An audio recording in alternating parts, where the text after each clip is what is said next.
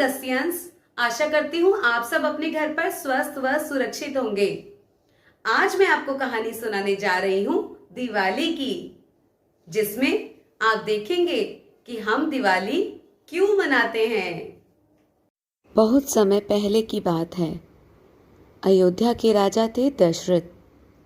उनकी 3 रानियां थीं, कौशल्या, कैकई और सुमित्रा, जिनसे 4 पुत्र हुए, राम, लक्ष्मण, भरत और शत्रुघ्न। राम सबसे बड़े थे और आज्ञाकारी भी। राम सबके प्रिय थे, पर उनकी सौतेली माता कैकई को वो एक आंख नहीं भाते थे। इसी कारण माता कैकई ने राजा दशरथ से 2 वरदान मांगे, एक अपने पुत्र के लिए राजगद्दी और दूसरा राम भगवान के लिए 14 वर्ष का वनवास। पिता के दिए वचन को पूरा करने के लिए श्री राम, लक्ष्मण और सीता माता के साथ वन के लिए निकल पड़े।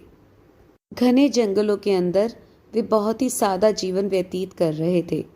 एक दिन सीता माता की नज़र एक बहुत ही सुंदर हिरन पर पड़ी, जो कि रावण का एक छल था। सीता माता हिरन को देखकर मंत्रमुग्ध हो गई और श्री रामचंद्र जी से उस हिरन को लाने की जिद की। माता सीता के लिए श्री रामचंद्र जी उस हिरन को लाने घने जंगलों में निकल पड़े। माता सीता को अकेले पाकर दुष्ट रावण उन्हें अपने साथ लंका ले आया। माता सीता लंका के अशोक वन में एक पेड़ के नीचे बैठी सिर्फ रामचंद्र जी के आने का इंतजार करते रहे। माता सीता को पूरा यकीन था कि श्री रामचंद्र जी एक दिन अवश्य आएंगे और उन्हें लंका से छुड़ाकर ले जाएंगे। सीता माता की खोज करते करते श्री रामचंद्र जी हनुमान से मिले।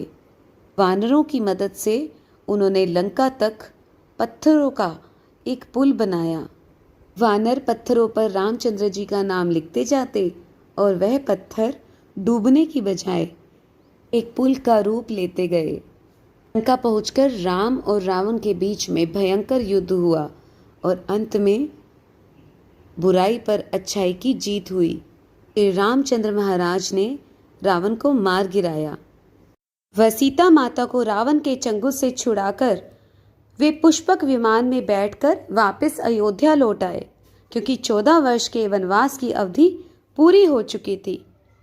अयोध्या लौटने पर सब ने श्री रामचंद्र जी का धूमधाम से स्वागत किया। अयोध्या वासियों ने घी के दिए जलाए। इसी दिन को दिवाली के त्योहार के रूप में धूमधाम से मनाया जाता है। अयोध्या आने के बाद श्री रामचंद्र जी का राज्याभिषेक किया गया। तो बच्चों, ये थी कहानी दिवाली की। आशा करती हूँ आपको यह कहानी पसंद आई होगी। धन्यवाद।